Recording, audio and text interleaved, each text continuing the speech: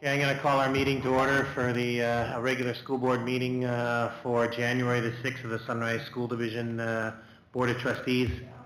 I'm going to call the meeting to order at 7:04, and we are going to have O Canada. Please stand if you can do so.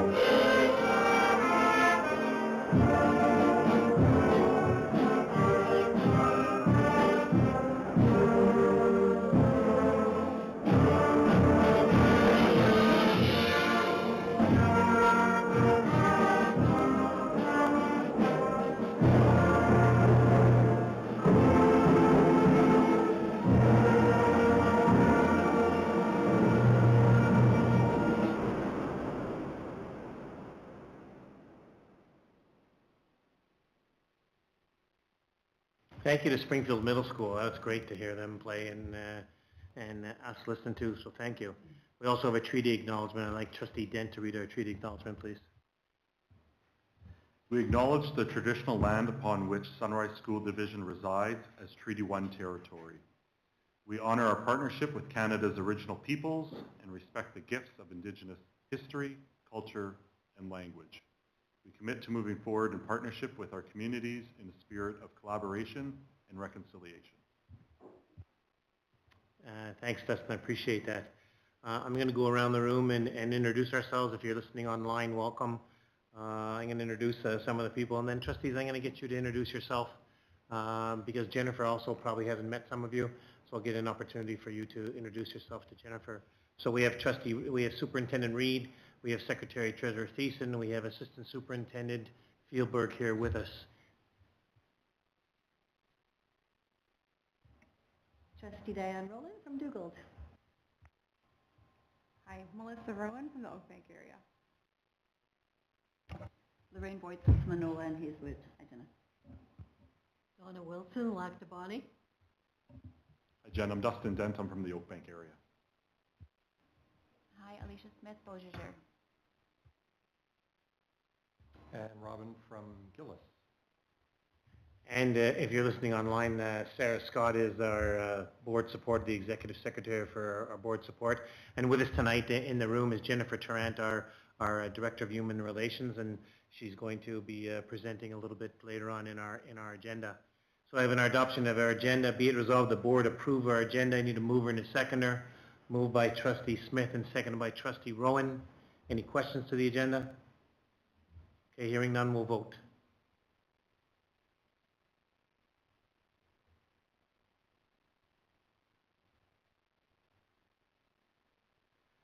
Thank you. It passed 8-0. And Sarah, if they're laughing me over there because I'm going to get their names mixed up as we go through. So they're going to count how many times I've done that. So we'll see how that goes tonight. Thank you for doing that. Chair's comments. If you have any questions, please send your questions to jody.thiessen@sunrisesd.ca. Name and address of the sender to be included in the email. And during our question period later on in the evening, if you're online, we'll try to get to those questions. We often have a share a story, and we're now in the new year. I'm going to open up to trustees. Is there a short share a story? Anyone want to do that? Trustee Wilson. So on December the 16th, I attended Centennial School K-2 Christmas concert, and I was really impressed. All the students had small speaking engagements, and they did just an excellent job. Great, great performance. Trustee Rowan. just wanted to say that I'm grateful to our schools for the wonderful holiday concerts that they put on throughout the month of December. I'd like to thank the dedicated staff and talented students whose hard work made each performance so special. It was heartwarming to see our community come together and to support and celebrate our students. Thank you. Anyone else? Okay, so two things I want to say is one is that I would ditto that across all of our schools. Trustee Rowan, you know, the work that our staff put into concerts, and that's much appreciated. So thank you to all of our staff across. And you had a last rough 2 days, you know, when you're before Christmas with regard to before the holidays, with regard to where you keep schools open or you don't. And so kudos, those are some great decisions that you made, Superintendent Reid. So never easy decision, but I can tell you from everyone that I spoke to, they were pretty happy that you made the call, and it was the right call. I know that left people scrambling, you know, in schools, and when they left on Wednesday about what our schools looked like, but kudos for that work, so thank you. We're going to move on to our delegation, and I'm going to ask Superintendent Reid to introduce our folks. Thank you. Yeah, so here we have Jennifer Tarrant, Director of our Human Resources. She's been filling the role for the past almost year. We're coming up to the 1 year mark. She's been doing a fantastic job working part-time, not quite full-time, but she's getting as much as she can done, and we'd love to give her more as the issues come up, but she's been handling them and managing them wonderfully. And you'll see in the report that she has provided tonight the various tasks and contracts and stats that she's been working on and working with, and future plans. So very interesting, and I'll turn it over to Jennifer, and I will be hitting the button, so just give me the heads up when I have to go to the next slide. Thank you. The presentation is by me. As with presentation topics, today we'll talk about the HR team and role, as well as services and our clients' relationships. We'll go over headcount, current headcount, that is, recruitment updates. I also added planning for succession when we're looking at some upcoming retirements, review of collective agreements that we have, and then also some of the challenges and initiatives and what would be great to see going forward. So the team currently is made up of the Director of Human Resources. We have an HR coordinator, safety officer, and then also administrative support, which is direct and indirect support. So HR's role is a value-added service. We support student services, student success, and ensure the division has qualified and engaged staff and workforce. We act as a strategic partner with the leadership team and align to the division's values and goals, and maintaining required levels of expertise that's required, whether that's employment legislation, regulations and practices, to labor relations, just our internal procedures, and as they pertain, of course, to the division and its employees.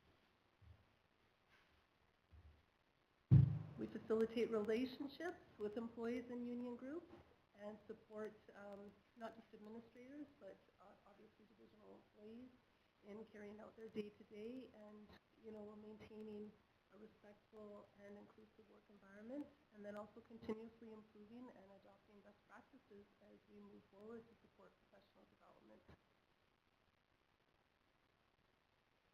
So HR services, there are many that we do. I won't list them all off one by one, but we'll just highlight really a couple that have really been focusing on as I've been here. So workforce planning and staffing, of course, is always up there. Employee and labor relations, and looking at our health, safety, and wellness, and learning and development and leadership support. And then the other aspects I would say are kind of the day-to-day that go with human resources. HR has many clients and relationships, and I think those are often interchangeable. So of course, all divisional employees, partnering with administrators, directors, and managers, and the executive. working with our union representatives, and then, of course, our job applicants and new hires. We have other stakeholders. Again, I won't go through them all, but just to name a few, of course, with Manitoba Education, Manitoba School Boards Association, other regulatory bodies. Division headcount. So how many staff do we have? So what I've done is I've included our active number of employees as well as the inactive numbers. So inactive means those that are on leave, specifically on leave, so any form of leave. And then the total number of employees. So you can see that we have 799 active employees. We also have 590 casual employees. And then we have 52 employees that are currently on leave. So our total head count is 851 before casual staff and 1441 after, including the casual staff. For sub-teachers and sub-EAs, because we know this is important, just had a comparable for last year to this year. So we had, last year we had 195 sub-teachers, this year we have 192, and last year we had 129 sub-EAs, and this year we have 138. For job postings, this is current year to date. So beginning, coming into this fiscal year, we had 21 postings for teachers. So the status is there. We've filled 12 of those, and others are along the way. For our EAs, our education assistants, we've had 28 postings, so 23 of those have been filled. For the division on the non-union, we've had 1 position that was posted and filled. Our custodial with 5 positions, 4 that are already filled. And with the clerical, we had 5 positions posted, 5 that are filled. We didn't have any postings thus far for library clerks or ICT. And for drivers, we had 15 postings and 15 positions were filled.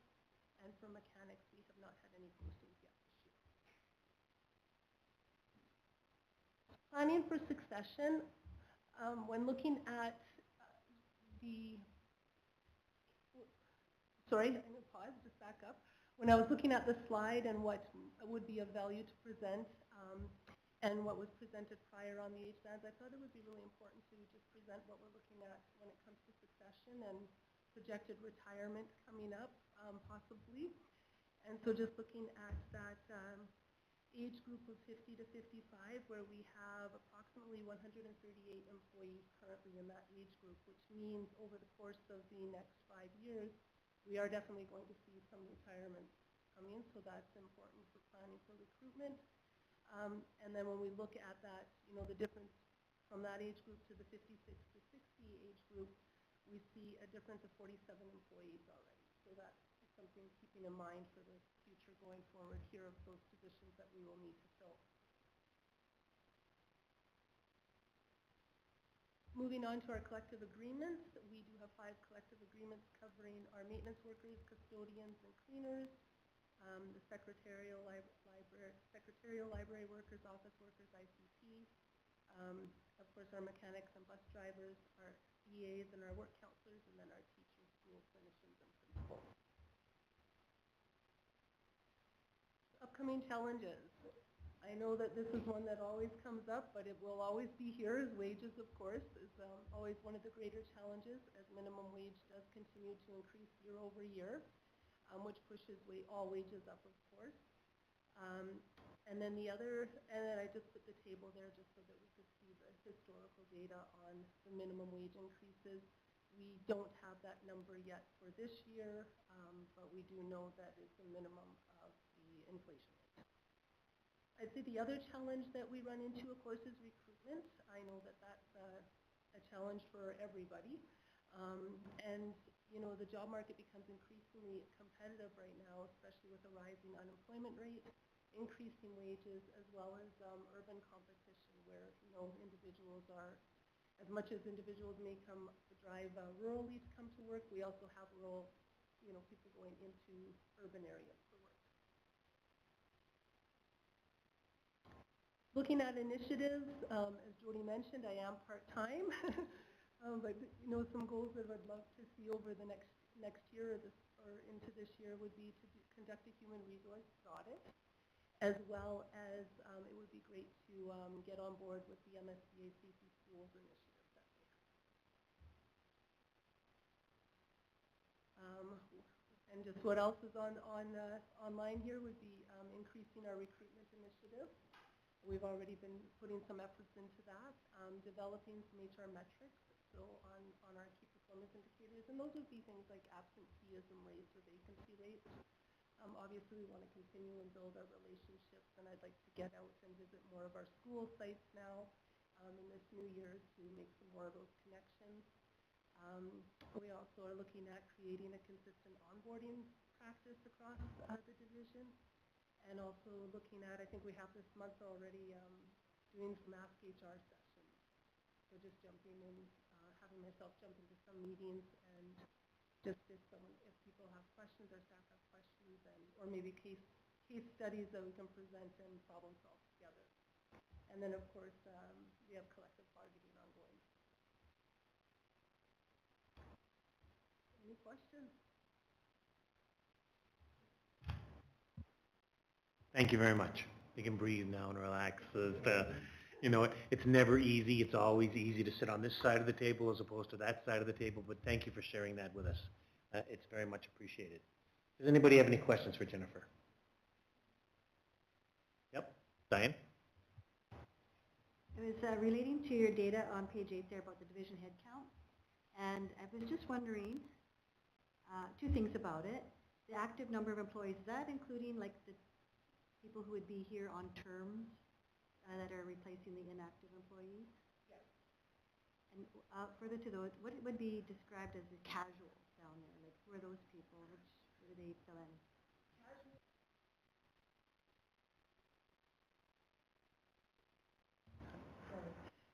Casual employees would be those staff that aren't in a permanent or term position, so they're filling in as needed. Yes.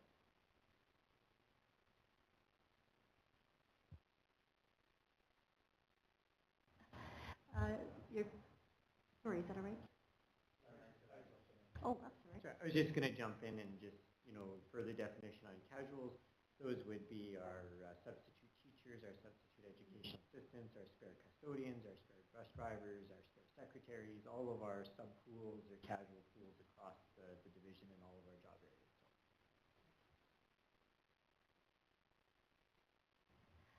You were talking about maybe future initiatives would be to do an HR audit. What would that entail? That's a good question, one I anticipated.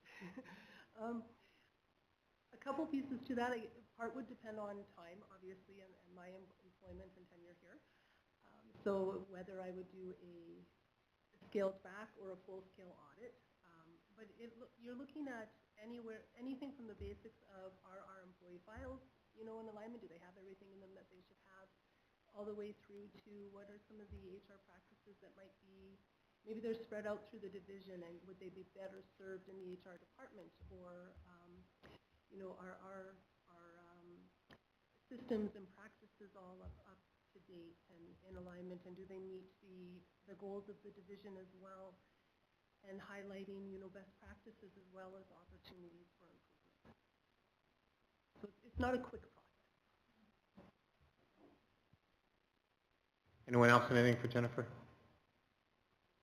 So I've got one for you, Jennifer. On slide number 11, it talks about that we have somewhere around 80 to 90 people that are 55 to 60 in the age range, and this is about planning for succession. And is that out of the 1,400 then that we have? Yes, that's correct. So is that, how do I say this carefully? So our experienced staff,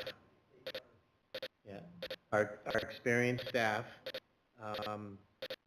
is this unusual for us to have that many experienced staff at that age with the number of staff that we have in total?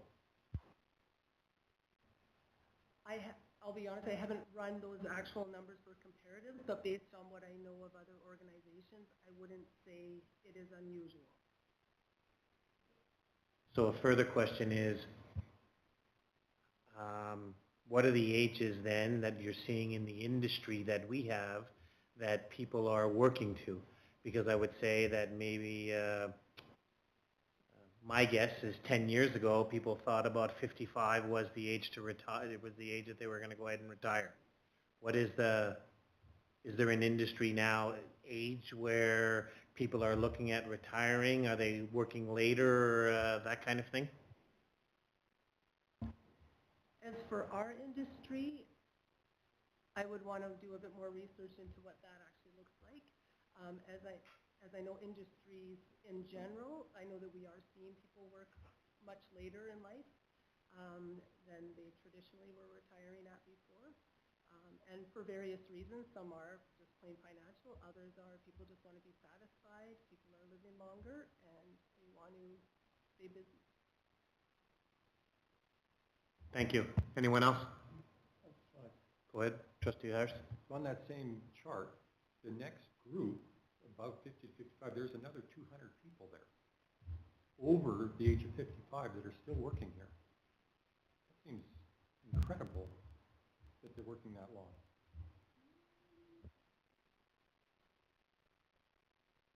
I would agree. Actually, I would agree. And I know that we see, you know, when you look at some of the additional ages there, and I know that we do see, you know, those age groups more along our bus drivers, our custodians, for sure. Trustee Smith? I was just going to say, a lot of people, it's not that they love to work, it's more they like something to do. Like my mom worked as a nurse until she was 73 because that was her thing. Like my dad had already passed. I was working, my husband was working, my kids were in school. She was on the farm by herself. She's like, well, I look after people for a living. I'm just going to go work. And then she's like, I'm not a volunteer. If I volunteer, I'm not making money. She's like, I'm going to work. So I don't know. She's able-bodied. She went to work. She liked looking after people and may as well make money doing it. So I don't know. As long as you're physically able-bodied to do something and you don't like doing hobbies, you work. Like, it's just the way people are, I guess. Last two questions. What is something that you're really happy about what's working in Sunrise? And what's something that you think that you would really want to work on in Sunrise?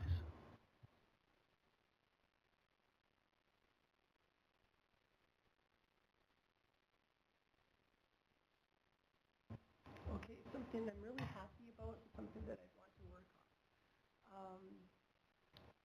Sometimes that's the same answer. Always people. No. You know what I'm really happy about, the collaborative team approach that is here. The people, what I see coming into the office when I'm coming in is that I enjoy coming in and I see others enjoying coming in. And I think that's really important. I think there's a good rapport among the team, and also just even seeing that in our schools and in, you know, talking with our administrators. And obviously I haven't met everyone, but I really noticed that there is definitely a team approach, that we're working together for a common goal, and that is very evident, and wanting to do that collaboratively for sure. Challenge area. I need to think about that for a quick second here. I think that's where the HR audit would be very, very helpful in really aligning that, to know where those really are. I would say just based on being here, just I would say some of the HR functions are really spread out a bit, and just, you know, learning who's looking after what. I would say that learning curve is definitely part of that when I've only been here Great, thank you. Anything to follow up? Anything follow up or anything for anyone? So certainly, Jennifer, thanks for coming in and doing this with us.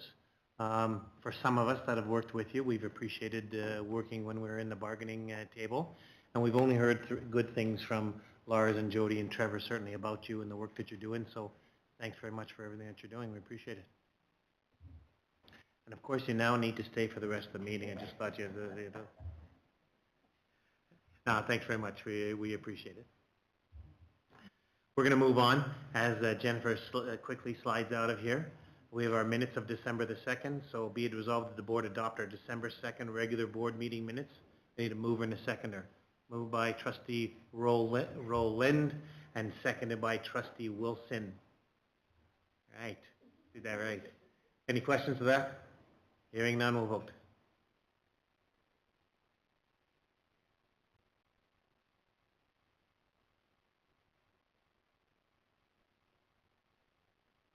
And it passed with 2 people abstaining. Thank you. So we're going to move into the superintendent's area. Superintendent's report, Mr. Reed.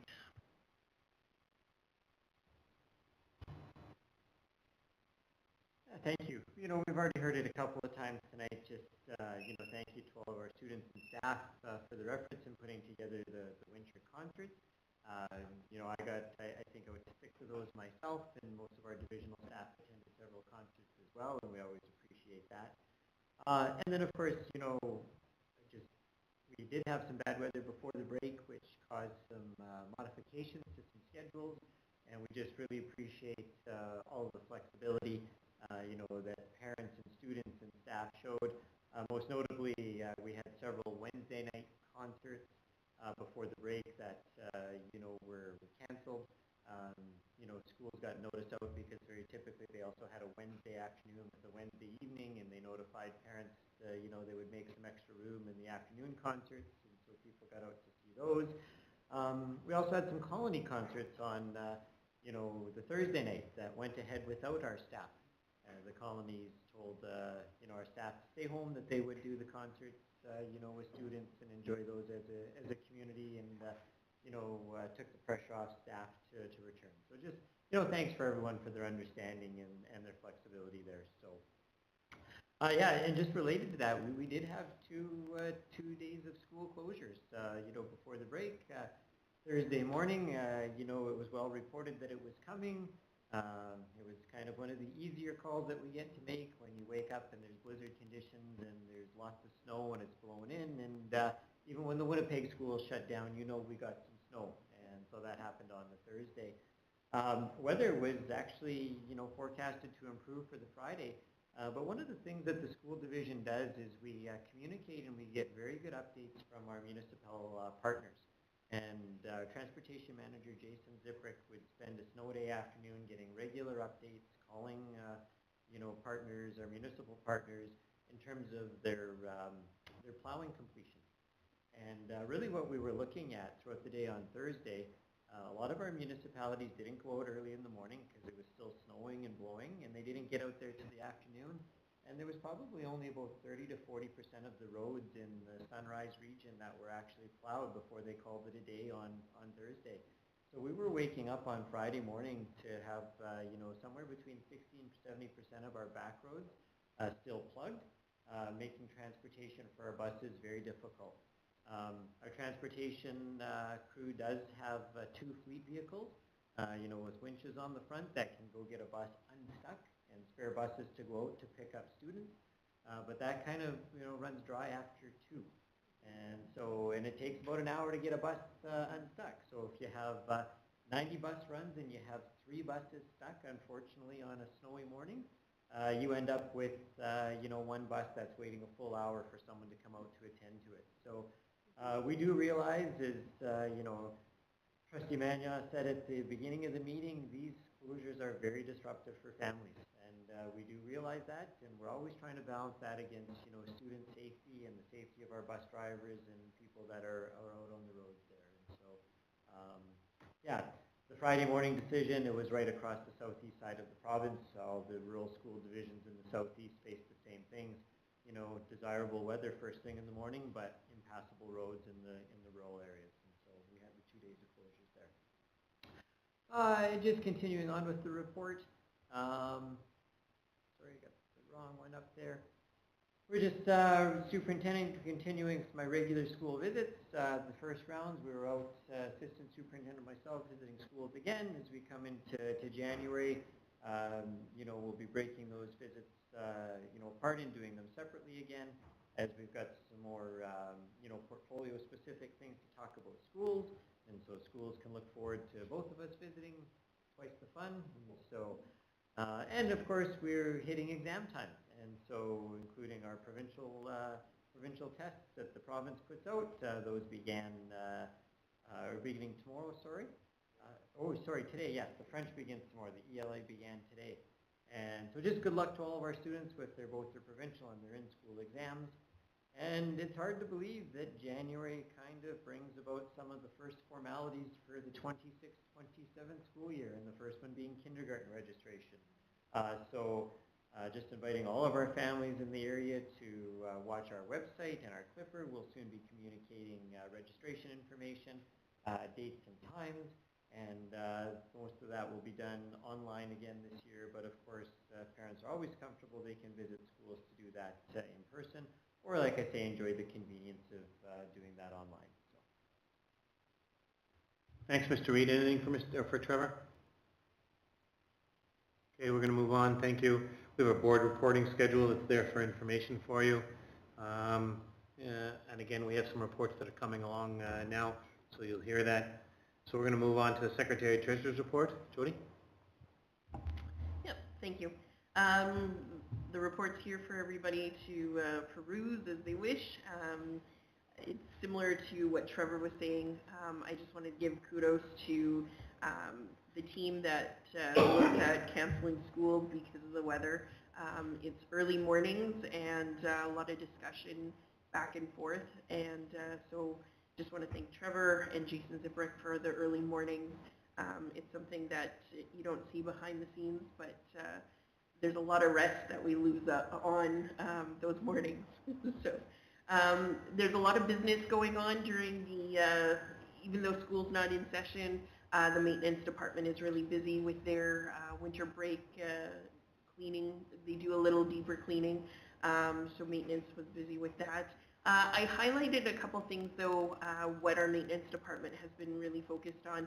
Good news for the Oakbank complex for SCI, SMS, OBE, and the transportation garage. Part of the budget last year, or this current year, was to look at a drainage plan for the Oakbank complex area. So we have engaged with Stantec Architecture. We received a couple quotes, and Stantec seemed to be the one with the lowest quote, and good experience also in the Oakbank area. We also have engaged with RM Springfield to let them know that we are working on this drainage plan, and they're more than excited to hear that we want to engage and work with them. They know we've had some problems over the years with that site, and they're looking forward to providing us some feedback, some suggestions, so that we're getting that ball rolling.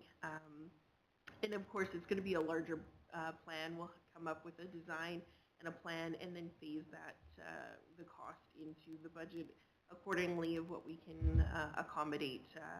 Because it's such a large site, there could be a lot of volume of ground to be moved to move that water in a better location. So we understand in the springtime, Oakbank Elementary has Lake Oakbank, so we want to try and address that for the kiddos. SCI, we've been working on that mechanical system for a number of months. We have engaged and have contacted a number of companies to work with us on completing either recommissioning of the mechanical system or just helping us find the and troubleshoot the project. So we've actually re-engaged with the mechanical engineer and the electrical engineer of the project. We've received the approval from the province that we're allowed to engage directly with them rather than the project manager that we did have. We just found that we weren't getting any traction anymore, and looking at the project, it is to some extent done with the existing vendor that was the project manager. We can go back to them on warranty claims, but now we want to go and actually talk to the people who designed it and see what are the issues that we're seeing. And over the Christmas break, there was a lot of successful completion on reviewing the units in each classroom, updating and replacing filters. So we're going to see now that we have full bodies of students and staff in the building, we'll see what changes have that improved. And if not, we'll continue engaging with the engineers to make sure this project is complete and successful. We have engaged with the province on securing additional funding. We're waiting to see a formal letter where they'll identify the funding. Other projects, I just wanted to highlight Lactabani sign has been installed. It is up and working. I did receive a video showing it working, but I couldn't attach it to today's presentation. So good to see that in Lactabani. They've been working on that project for a while. Transportation, there's some stats on the amount of spare bus drivers. We've seen some going up and some going down. But another exciting thing for transportation, their portal for their clothing uniforms has gone live as of December 18th. This gives the employees the option to pick their clothing. There is an allotted amount. The department engaged with the union with an understanding that they'll kind of try this, give this a try. In their current contract, it identified that they're allotted so many pants and shirts, and we found that some employees would just get the same thing year over year, and they wish they could have changed it up and maybe got more sweaters than pants and such. So this gives them some options. They have a dollar amount to spend up to. It does fluctuate. If you are a new employee, you get a larger amount, allowing you to buy hopefully that 5-in-1 parka that you can use in the wintertime. And then that's something that doesn't get replaced every year. But this gives them the option. If they choose to use it, they can, and spend it on items that they do find that they need. So there's some flexibility in this, and we'll see what the uptake is. It is something we're giving it a try. Any feedback will help the plan going next year, and see how it goes. So that's the exciting stuff going on. Thanks, Jody. Any questions for Jody? Trustee Smith? I just had one. Do they have a separate food allowance? So in the union contract, there is a boot allowance for the mechanics. Yeah. Anyone else? Again, thanks, Jody, for doing that. Appreciate it. We're going to move on. We have board business. So we have monthly enrollment, 8.1. It's there for your information. It's always good to go ahead and take a look. Any questions from that? And we have 8.2, reading progression data. I'm going to turn that over to you, Mr. Reid. Oh, Lars?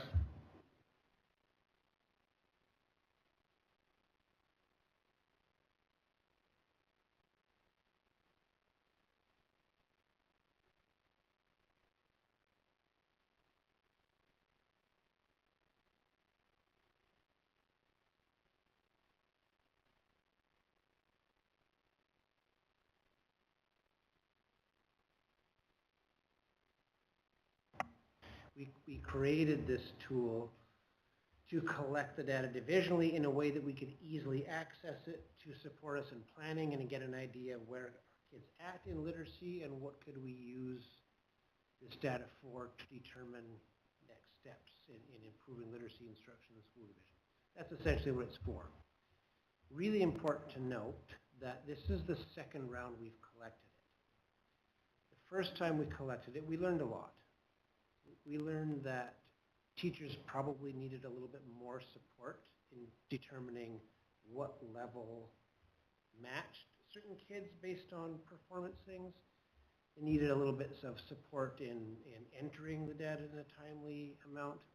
We recognized a pattern from the first data that there was a real mismatch between some report card marks and the progression marks. So there was a lot of discussion with literacy program leaders, with CELT, couple of CELT meetings where we shared the data, had a chance for people to look at it, shared the patterns that we saw and that sort of thing. So it was a really good use of data to like, hey, here's the stuff, what are the questions that come up, what do we want to tackle? So what you haven't seen before is what we call a heat map that indicates across the top here the grades. So at kindergarten, one of the things we changed was clarifying for teachers that these are end of year expectations. That changed the way they viewed some of this information as they're entering data. We also adjusted the heat maps.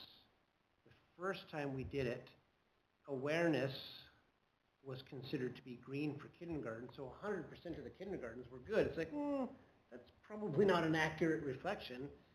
So it was changed to indicate that they should be at this level at the end of the year. So it's likely that our data will continue to have some revisions in what it means and that sort of thing. There was a change here at this level where it's probably accurate that at grade 2 or 3, there's lots to learn at that level. It would be acceptable for them to be at that level in both grade 2 and 3. So there's revisions to the data that makes the results of the data look a little bit different every time. So it'll be a while before we get a really super consistent baseline of what this means. So I think it's a very good use of data. To look at it, see what we can learn, and get information from the teachers. So we also added a lot of demographics to the data where we have the sex of the students, whether they identify as Aboriginal or not, and do they have diagnoses. So there's a ton of information now that we can look at to compare to see patterns. I don't have all of that in here. I give some highlights. So as I noted before, the first data that we shared, the kindergartens were all green. This time around, it's different. Only 3% of them are at green. That would make sense for the beginning of the year. So I think that's a good accurate reflection that's what you would expect, that at the beginning of the year, if these are end of year expectations, you wouldn't expect a whole bunch of kids to be in green. And there are some, questions about how come there's 39% at that grade 5, 6, 7 levels, but then all of a sudden none of the kids are at green right now in 8, so lots of questions. And this data again is going to go back to the schools. I'm going to send each school's data set out to its own school, color coded and everything for them to go over with their teachers, and we're going to continue to figure out, why does the data look like this, and what might we do in terms of instruction to help our kids with literacy. So here's an example of some of the way the demographic information allows us to split things out to see, well, are our students who self-identify as Aboriginal, are they doing drastically different than others based on this round of collection?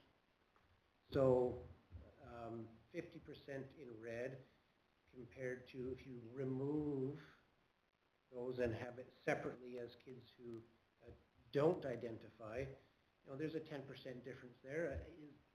That's probably significant. So just a bunch of different ways of looking at the data.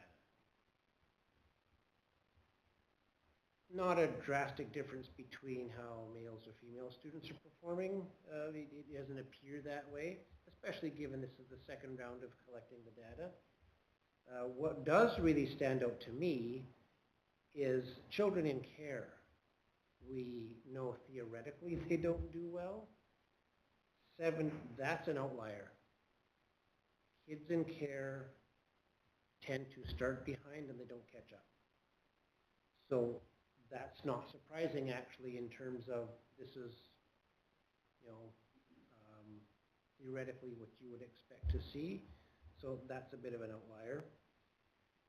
We did what we thought was quite a bit of work in saying, hey, how come there's a disparity between you've got a 4 on the report card, but the kid is in this red level still? We talked about that a lot at CELT. We asked teachers about why that was. The program leaders went out.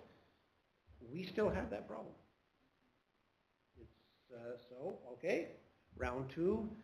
What we have identified this time though, and I can't tell you if it was the same last time or not, but in looking at it, it's like, oh, there's about 10 staff that have the bulk of these. This is not necessarily a system-wide problem.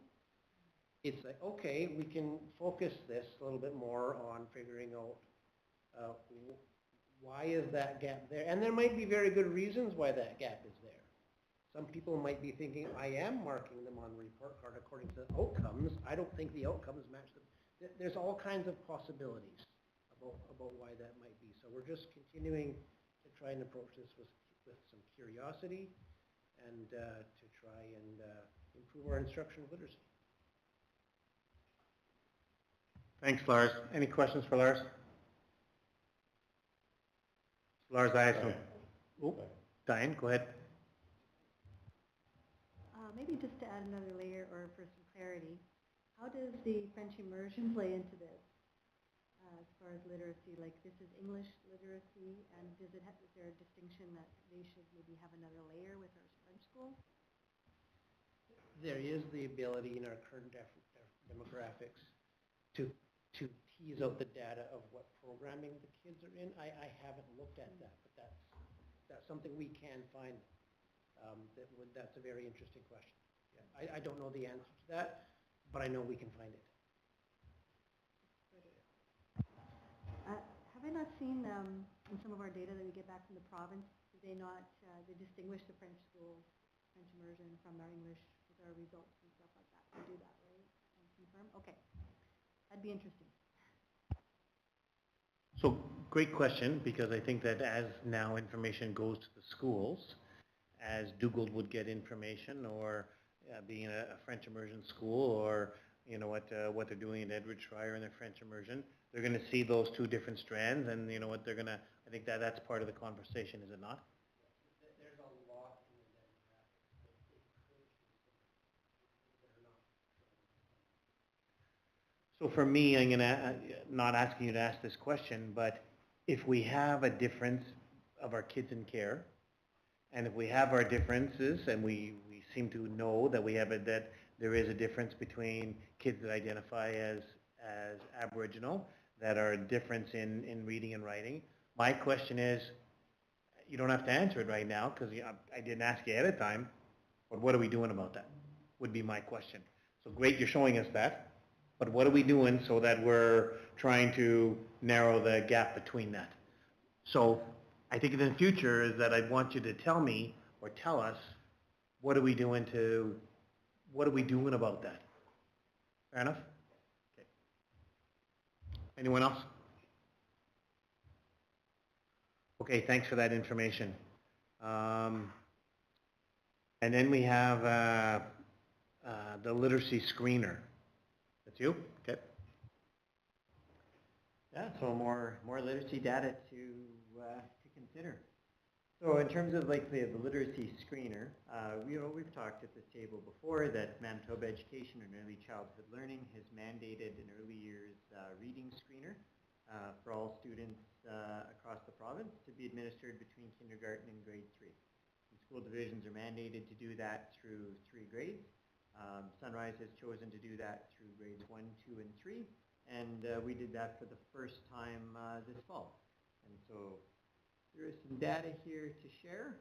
And as Mr. Fielberg mentioned, with our other data set, always wanting to be a bit cautious, this being the first time that we've collected the data. And so there's our data for our grade 1, 2, and 3 students, those that have scored above, at, below, or well below their expected developmental, benchmark. These are sort of age normed rather than grade normed, but we know that students of a certain age are typically in a certain grade. So before I speak to the data itself, I just want to kind of speak to what this data means, and this is the chart from the Acadian Screener, which is one of the approved Manitoba Education and Early Childhood Learning screeners. And so students receive a benchmark score, which is down this left-hand column here. They'll score anywhere between lower than 5% up to 99%.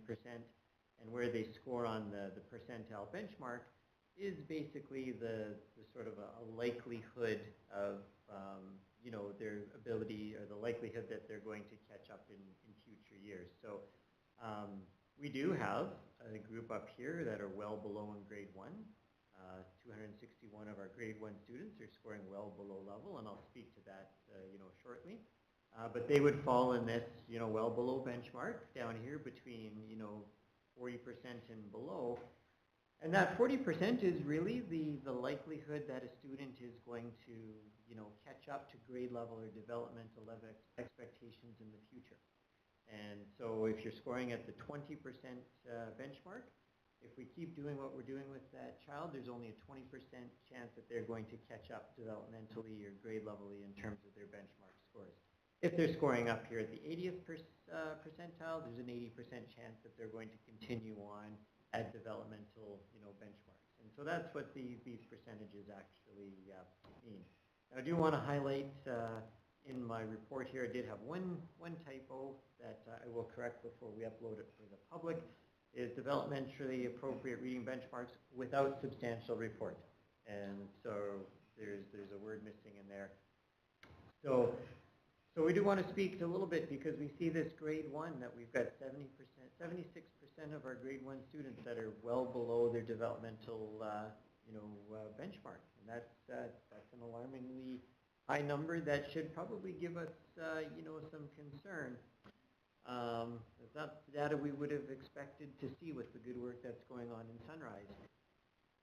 Don't really have an explanation for it at this time. It's, something that we're going to have to dig into, quite a bit deeper, but, threw in some circumstances there that may be impacting that in terms of, how well are our students entering kindergarten with sort of prerequisite literacy skills.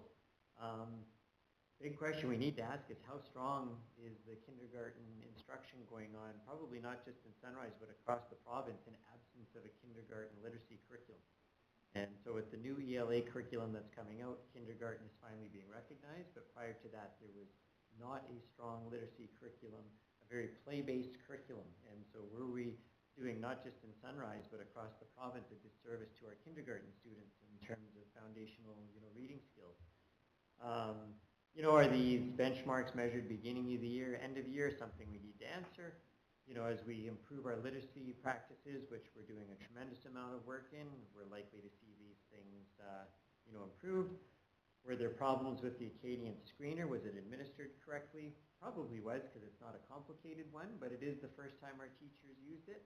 And then one that's not in the report, but we were talking about this morning, is, well, what's the impact of our French immersion students? Because if we're measuring the literacy ability of our grade 1 French immersion students, they didn't do any English language instruction in kindergarten. So maybe there's not a realistic expectation that they would be ready to do that. That catch-up usually comes around the grade 3-4 level, is where we see things start to equal out. And we wouldn't expect our EAL students, to do well on that screener as well. So, how are those students? So the good news is if we go back, we do see that from, grade 1 to grade 2, our students are making significant progress. And so it's still not the progress we would like to see. But unfortunately, as we still are, evolving over the last couple of years to better literacy practices, this is the data that, research would tell us that we would see. And that's why we are putting a tremendous amount of effort and resources into improving literacy instruction across the school division, because we would probably see 40 to 45% of our kids below grade level if we're not using good practices. And I think we're coming to an awakening right across the province, and I've said multiple times, Sunrise is ahead of the curve. I will still maintain that we're ahead of the curve in terms of our progress. But we still have tremendous work to do in terms of providing students with foundational reading skills. And so continue to work on that. It's part of our, continuous improvement plan. We've got solid plans for the remainder of this year and into next year. And we will continue to train our teachers so our students are getting the best instruction they can. Questions for Mr. Reid? Go ahead. So this is the first year this has been done in this past fall. And you've chosen the Acadian's reading screening tool, which must be one of others, several. Do you know what other divisions have used? And if they've used this tool, is there a way to compare our data to the results that they've had?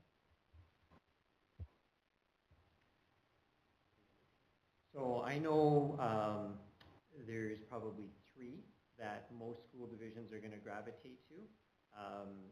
The Acadians, one is called Dibbles, and Pearson has one out that I, sorry, I forget its name off the top of my head, but Pearson Educational has one as well. We started down the road even prior to this becoming a provincial sort of mandate with the Dibbles assessment. But the shortcoming is it did not have a French immersion component to it. And so we switched over to the Acadians at the start of this year, well, made the decision last spring to switch to the Acadians because of the French immersion component. Right now, we're in a pilot year. We don't have to be sharing any results. It's a year of practice. And so we've collected the results, haven't had the opportunity to have a conversation with any other school divisions to see how they've done. But as of next year, we need to report to the province. And I would expect that the province is going to make these results public, you know, or not, sorry, not public, but available to school divisions as they do with the other provincial assessments that we do. And so with that comparison provincially won't start until next year. If other divisions still are using a different testing tool, then they're comparing apples to oranges. What the screener tool is meant to do is to show developmentally where students are at with reading skills in general. And so most evidence-based or evidence-based tools should yield very similar results. So whether you're using the Dibbles or the Acadians or a Pearson tool, you should be able to apply that tool and see what percentage of your students are above, at, or below level. The assessments themselves may have a different look and feel to them, but if they're evidence-based and the province has identified a small number that they feel are evidence-based, they should yield similar results.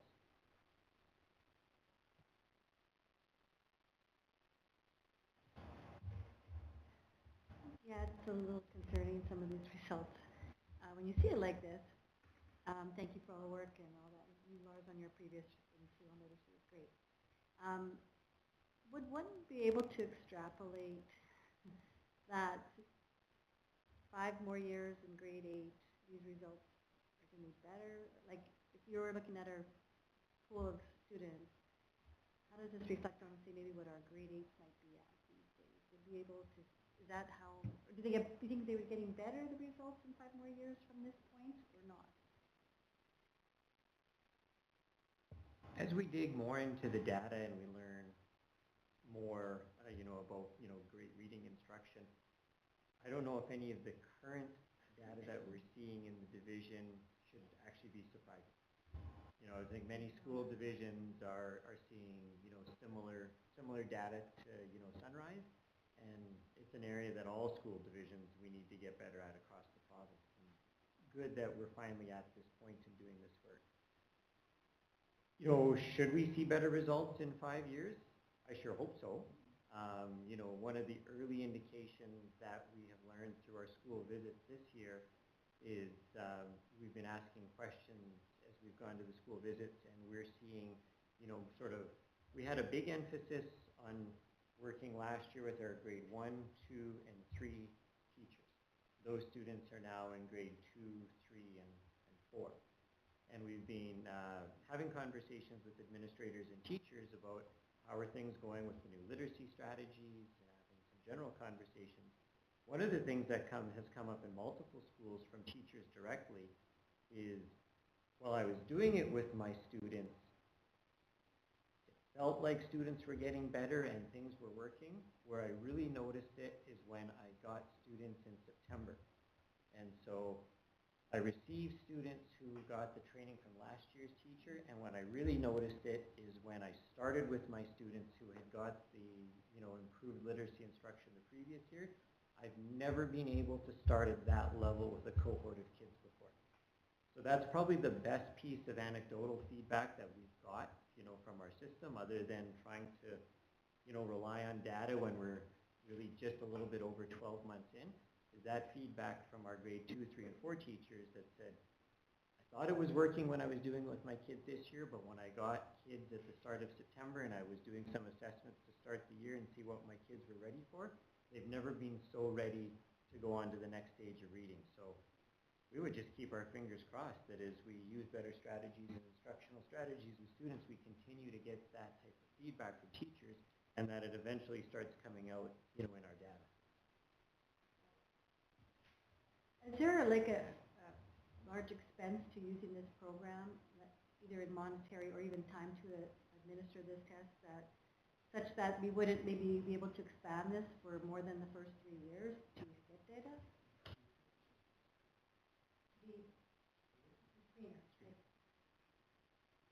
Yeah, so the screener takes between K to 4. It would take anywhere from 4 minutes to 8 minutes to administer per student. And so as the grade levels goes up, it basically increases by 1 minute each year. So no, it's not a big time commitment. It's meant to be a snapshot, and applied very quickly. In terms of, a monetary price tag, probably depends what you define as a big number. I think right now, to use it across the 3 grades, we're paying between $8,000 and $10,000 is the numbers that I've seen. So I don't think that's a large number for a school division. And, so if we did want to kind of expand it out in the future, that's what we'd be looking at. Anyone else? So Trev, I have a question. So when I read these things, I look at below and well below, and I combine the two of them. That's a lot. So good we have this information, because now about the information I'm always, what are we doing about it? And I also see that it says that we're doing these screenings 2 per year. So this is one that happened obviously in the fall. So we're going to do one in the spring. Can we get those results? Because the issue for me is that if we have 86% of our kids that are below or well below in grade 1, great, we have that information. The issue is now, what are we doing about it? Because if I have a child in grade 1 right now, and this is public, I'm wondering what's up. Okay, so can you come back to us with this information in the fall, once you've collected it in the fall, to let us know? Because great, we have the information, because the question is, what are we doing about it, and how do we get better, certainly, with it? So great, I'm not happy about it, but good we have it, so what do we do about it? You had mentioned that this program is able to separate the French from the English programming. Would your next report be able to put that out? Because that may skew our results, and maybe, as you explained, how the kindergartens don't have access. And so just to have a realistic view of the English programming. Boyson? Just a couple of things. One of the things, and I'm talking about the French, I'm also wondering if the colonies could be removed too, because you have these kids coming in kindergarten and grade 1 who are definitely going to be behind. We have a number of colonies, so that would have an effect on that. And I mean, one of our domains that we're focusing on is literacy. So like you're saying, what do we do about it? And I'm thinking budget time is coming. What do we need to do? Because these numbers have to change. Like this is super concerning for me. I'm thinking those ratios just don't make sense. I thought our kids were doing better than that. So what do we need to do during our decision making to get these numbers back up there, and get these kids reading? Because if we don't get them in before grade 5, chances are that they're going to be behind the rest of their life. So just some concerns. I would go back to, I think the research is if we don't get them before grade 3. Anyway, this is good information. I think that it's been a good discussion here, certainly for us. Go ahead. I'll come back to you, Lars. I was just curious if it's able to extrapolate the data to include the Ukrainian language students as well.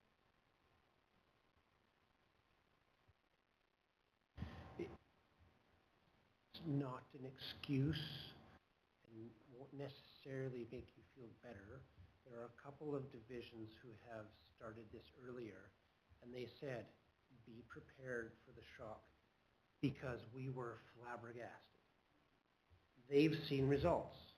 They're seeing a lot of progress because they're a little bit ahead of us. They started earlier on, look, we need to have this type of instruction. When they started this, they were like, oh my God. They've seen progress. We should see progress. Other places have seen progress. There's no excuse why we can't have progress on this. Lars, I agree with you. There's no excuse that we can't see progress. I think the bigger thing is always as you're going back to teachers, it's a discussion that you're having with them, because if we want our kids to do better in reading, then it means that we need to work better at how we teach literacy and numeracy, how we get at it. But we don't want to measure our teachers, we want to measure our kids, because we want to find out at the end of the day how our kids are doing. This is great information. Thank you for it. I think that there was a few people around the room when they saw this were having the same feelings as you are. And so I think part of it is I also like what Trustee Boyton said. What is a board, if this is a causing concern, what does a board need to do come budget time to make sure that this is to where we are, if that's the case?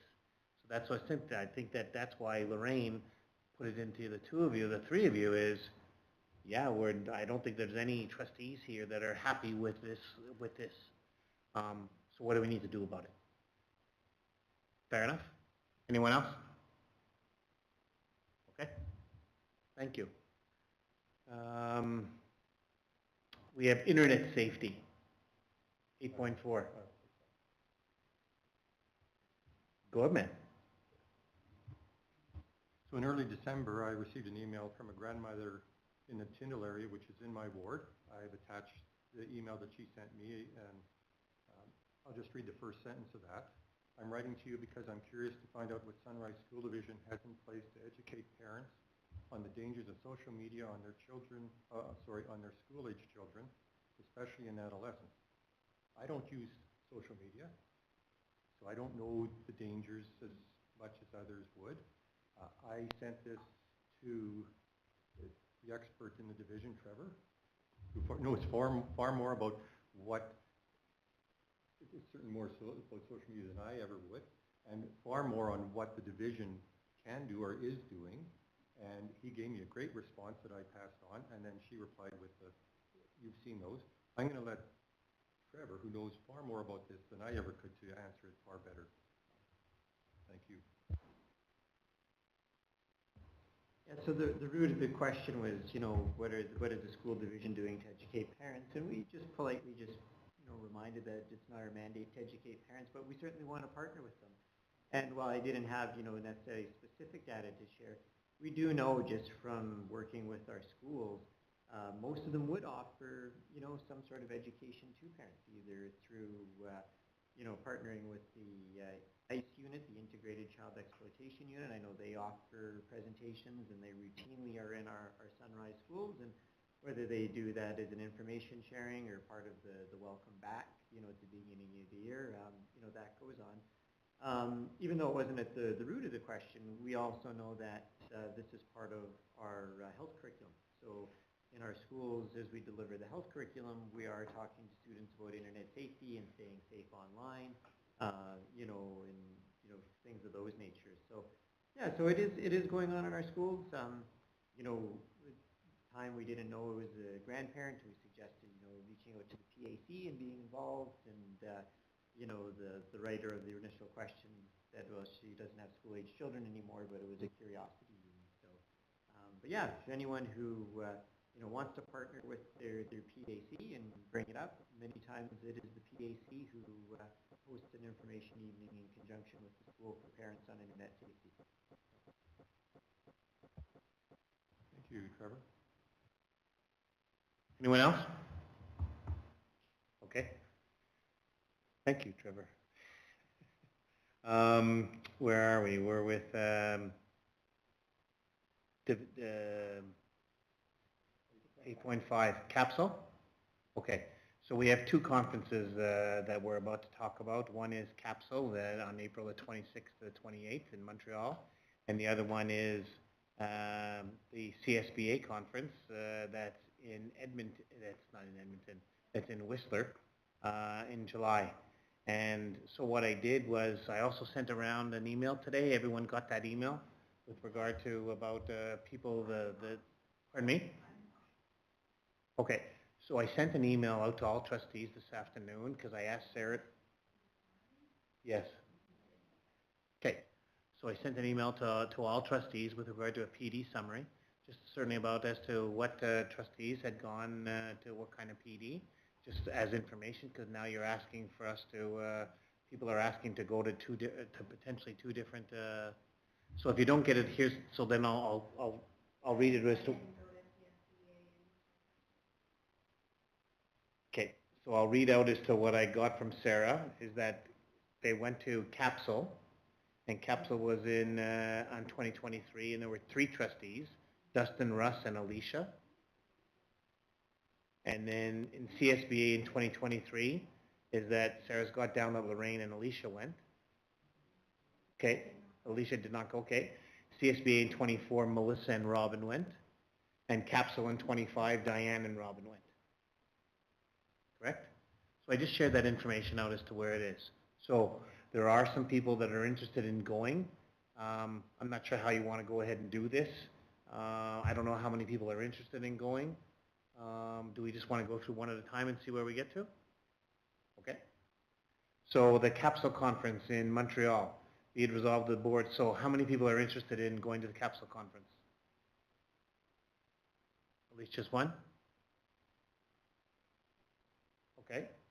And I'm just going to go to the next conference. How many people are interested in going to the CSBA conference in Whistler?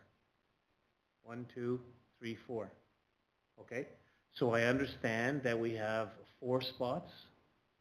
Really? Yeah. So basically we have 4 spots for the whether they all 4 go to CSBA, or whether all 4 go to Capsule, or whether it goes 2 and 2. I think that we have 4 spots. I just want to keep in mind that Capsule is happening in this fiscal year, and CSBA is next fiscal year. So we could send all 4 to CSBA, but it would exhaust the budget, not allowing anybody to attend a Capsule or another PD session. So you're good in accounting. We all know that you're a great accountant. So we'll figure that out. Okay, so I think that really what it is, we have 4 spots. We have 4 spots that are available to us, and it looked like there was 5 people that are interested in going. Is that what everyone else read? I think that Alicia was interested in going to Capsule, and CSBA there was 1, 2, 3, 4. Correct? So we have 4. So we have 4 spots. So really, what we've done in the past is we've kind of voted about who gets to go. Pardon me?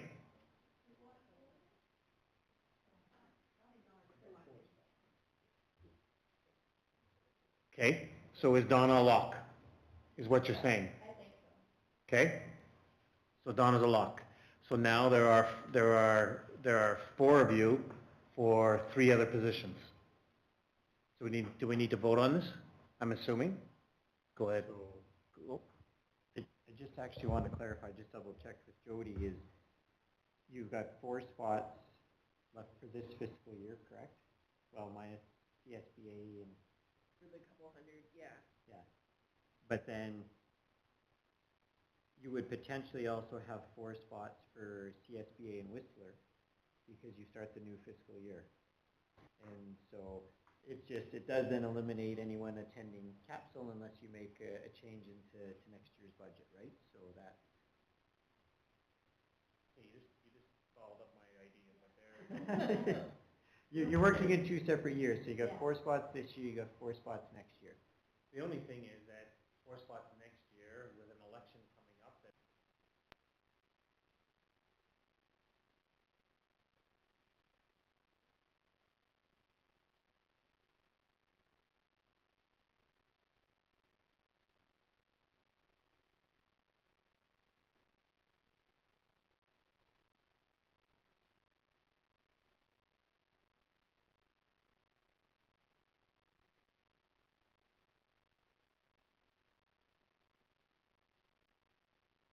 So there's also 2 conferences though.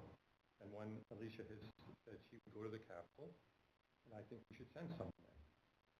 I don't think we should send 4 to one and none to the other.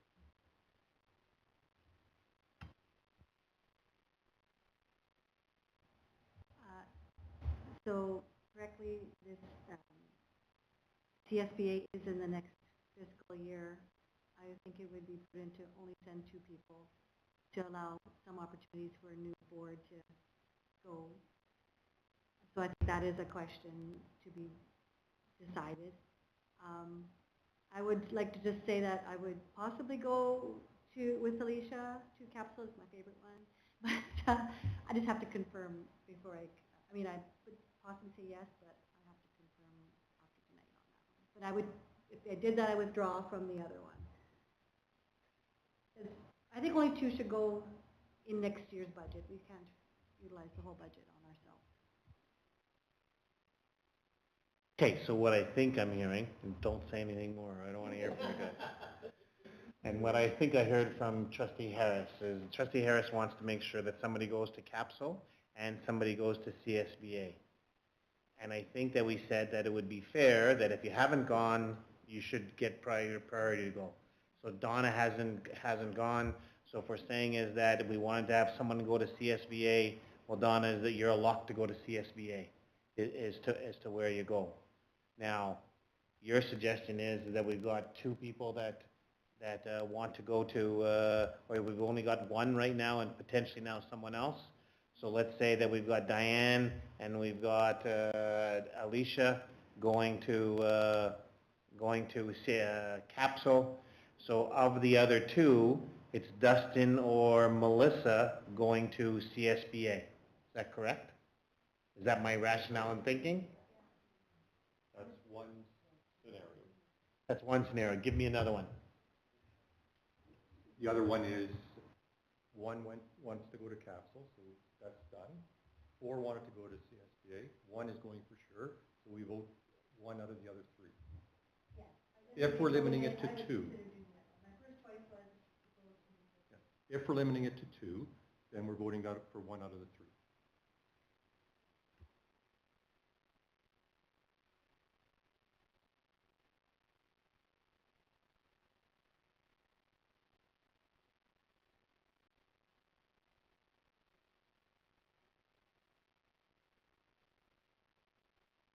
Capsule. Alicia's going to Capsule. Is there anyone else who wants to go to Capsule? And do we agree that we should send someone to Capsule at least? Or the argument is that if 4 people want to go to CSBA, you know what, go ahead and do that. No? All right. So 1's going to go to Capsule. So we've got 1 going to Capsule, and that's Alicia. All right. So now, there are, if we want to use the rule,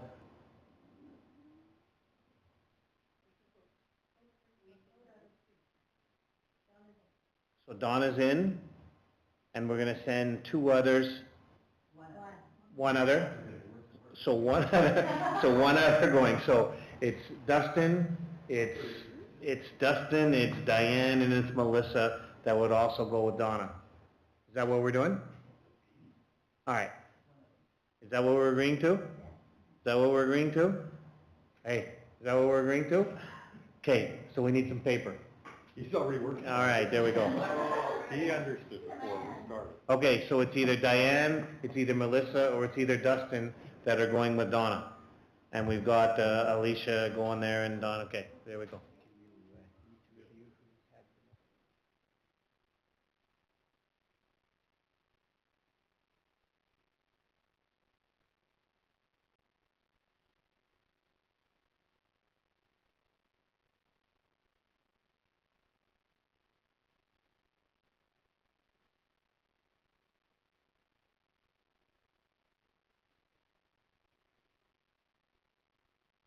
So as you're, just a reminder, as you're voting, the people that have gone on places already, is that to Capsule in 23, There's the, oh, there it is.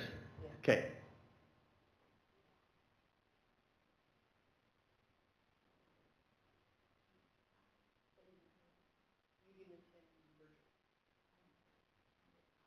Okay.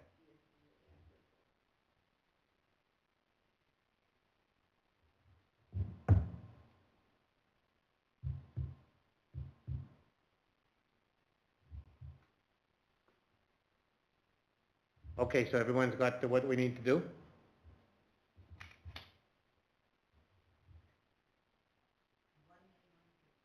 One name on the paper.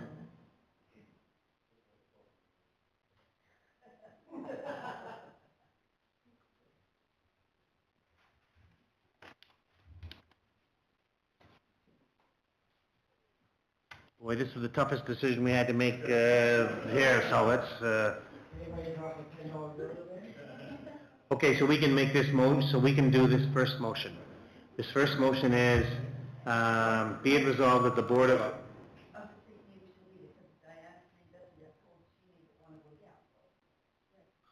No, you don't get to do that. No.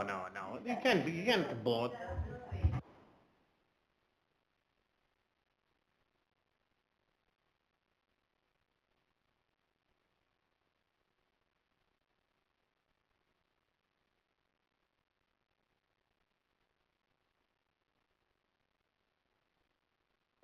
Okay, 8.7, Springfield Middle School grade trip to Mississippi. Be it resolved that the board approve in principle, which is not here. You can't do it. Okay, we'll wait.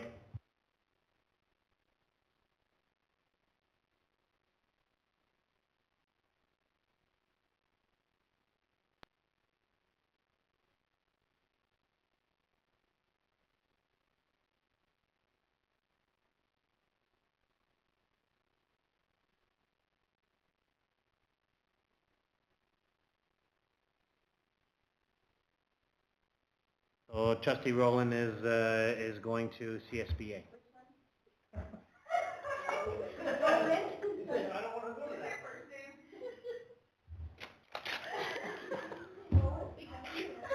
Diane is going. Trustee Rowland.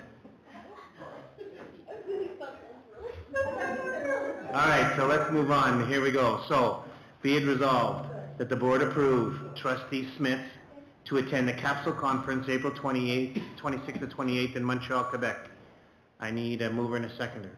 Moved by Trustee Wilson, seconded by Trustee Dent. Any questions to this? Okay, we'll vote.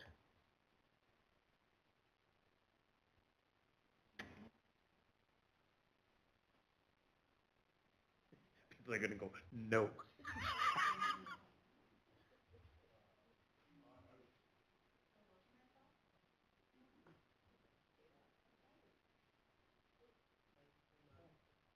Okay, so it passed 8-0. And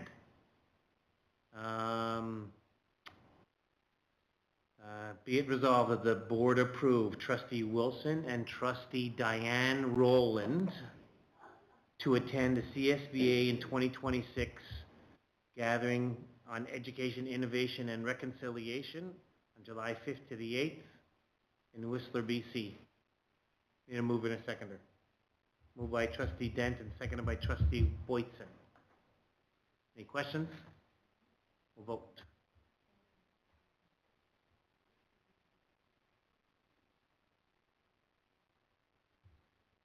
I want to see somebody vote no. It passed 8-0. Thank you for that. Okay. We have a few trips to take care of.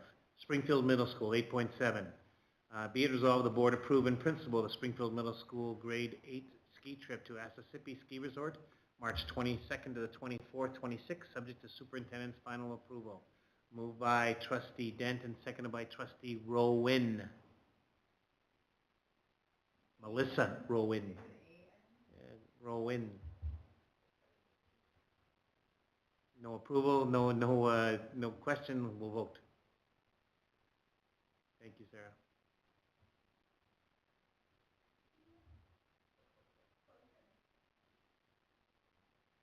And it passed 8-0, thank you. We have Edward Schreier. Be it resolved that the board approve in principle the Edward Schreier School Canoe Trip to Shoal Lake, Ontario, May 27th to the 30th, subject to superintendent's final approval. Moved by Trustee Smith and seconded by Trustee Harris. Any questions? Hearing none, we'll vote. Thank you.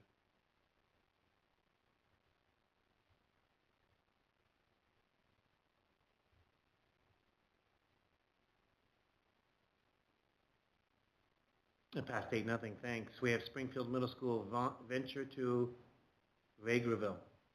Be it resolved, the board approve in principle the Springfield Middle School Venture to Vegreville trip, May 27th to 30th, 26, subject to superintendent's final approval.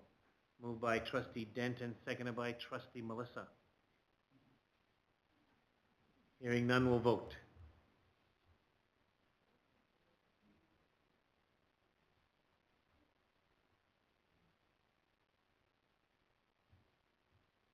I think we're up past 8-0. Thank you for that. Committee reports. Policy committee, trustee Melissa, anything to talk about? Just that our next meeting is on Thursday. Okay, thank you. Trustee Boyton, finance committee update. Would you like to add anything? No, other than our next meeting is next week. Okay. We have a check register to approve. Sorry, we have finance committee minutes that are there for your information. Are there any questions on the finance committee minutes? Thank you for putting those together. So we have a check register. Be it resolved that the board received the November 2025 check register with a total amount of checks of $4,422,241.69 reviewed on December the 16th by the finance committee for information as submitted. Moved by trustee Boyton and seconded by trustee Dent. Any questions? Hearing none, we'll vote.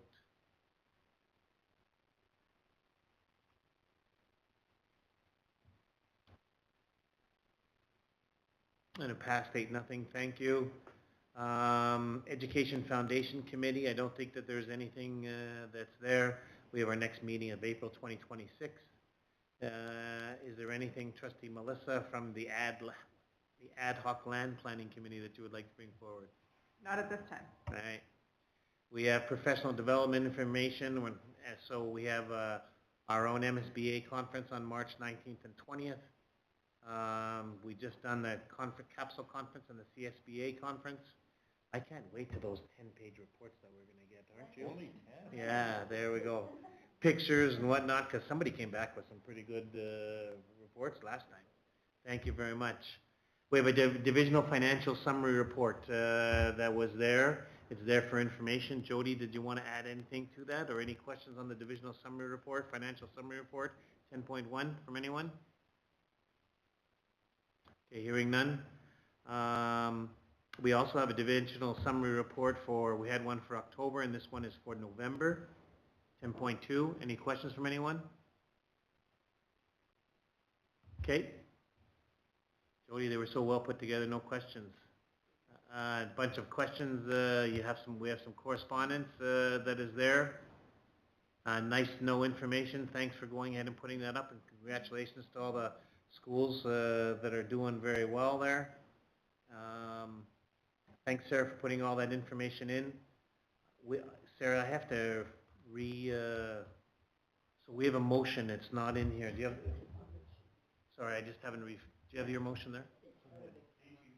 Yeah, I just don't have it on mine. Sorry. Well, I just didn't refresh my. Oh, I've got it here. Sorry. Okay, so we have a motion from in camera. It says, be it resolved that the board agree to the recommended steps for hiring the HR director as outlined by the superintendent. Need a mover and a seconder. Moved by trustee Dent and seconded by trustee Boytson.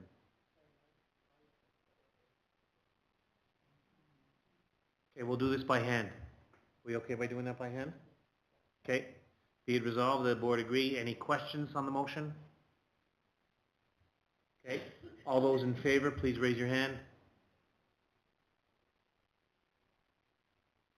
So it passed 8-0. Thank you for that. I just got a connection lost comment on here.